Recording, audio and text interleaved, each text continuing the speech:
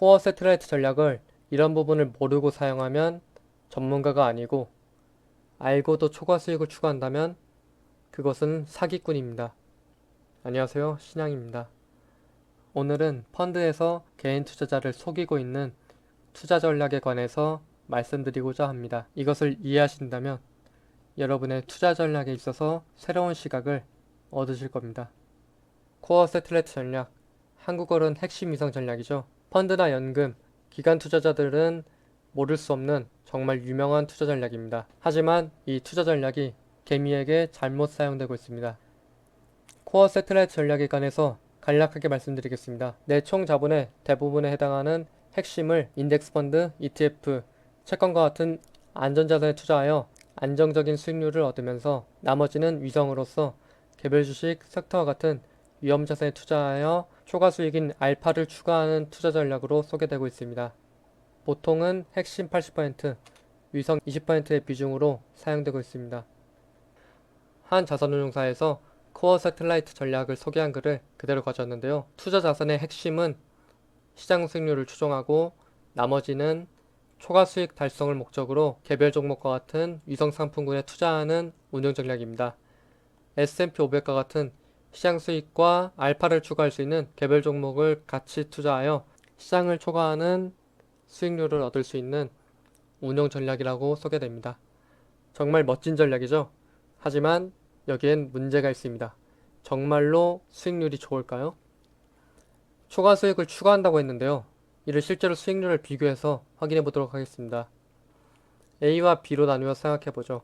A는 시장인 핵심에 100% 투자하고 B는 코어 세틀라이트 전략을 추구하여 핵심의 80%, 개별 종목과 같은 위성에 20%를 투자한다고 하겠습니다. 그러면 A의 연수익률이 시장의 수익률이 5%라고 가정했을 때 B의 연수익률은 4 플러스 알파로 나타납니다.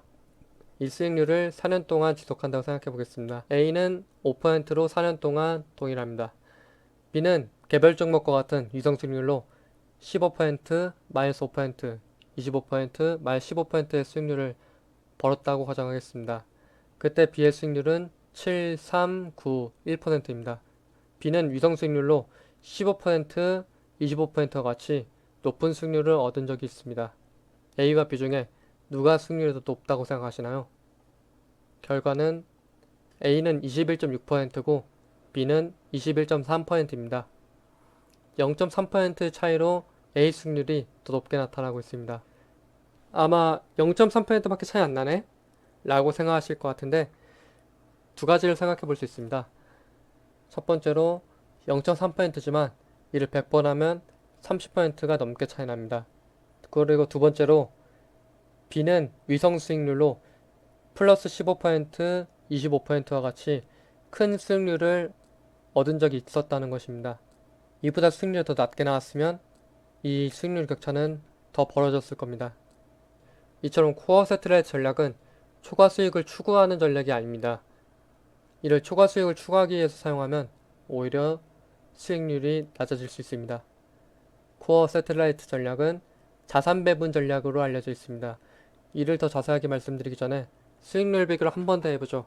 핵심 100%를 하는 A와 이번엔 위성에 100% 투자하는 C를 비교해 보도록 하겠습니다.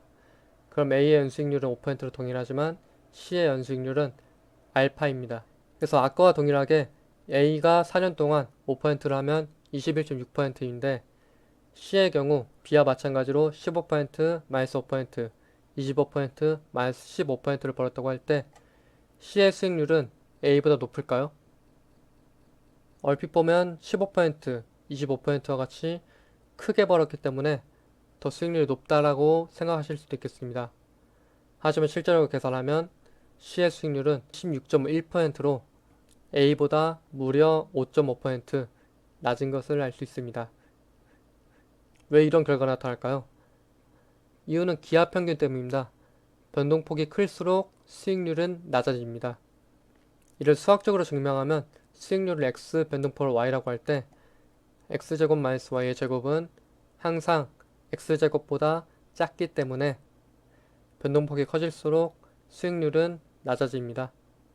때문에 A, B, C를 비교하면 변동폭이 가장 작은 A가 수익률이 가장 높게 나타나는 것입니다. 이러한 기하평균에 관해서 잘 모르시는 분께서는 제가 만들었던 기하평균에 관한 영상을 같이 봐주시면 이해하시는데 큰 도움이 되실 겁니다.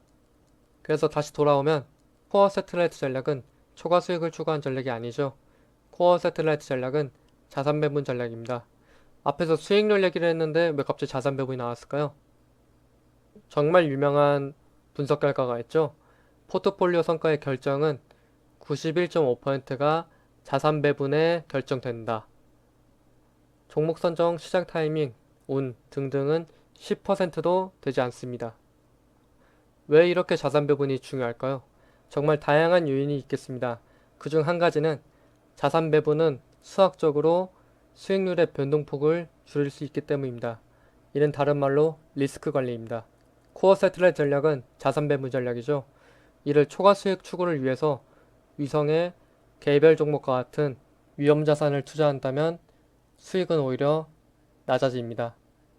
때문에 코어 세틀라이트 전략을 이런 부분을 모르고 사용하면 전문가가 아니고 알고도 초과 수익을 추구한다면 그것은 사기꾼입니다. 코어 세틀라이트 전략의 진가는 자산 배분 전략입니다.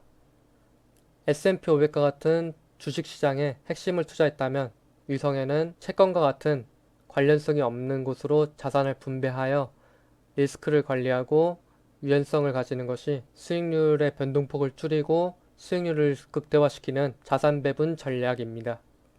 때문에 여러분들께서는 이 부분에 유념하여 코어 세틀라이트 전략을 리스크 관리 측면에서 이용하셨으면 좋겠습니다.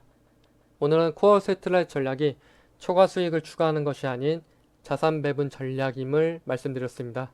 얼핏 들었을 때는 정말 좋은 전략 같았지만 실제로 수학적으로 계산했을 땐 문제를 발견할 수 있었습니다. 저는 이처럼 투자에 관해서 수학적으로 분석하는 영상을 계속 만들 생각이고요.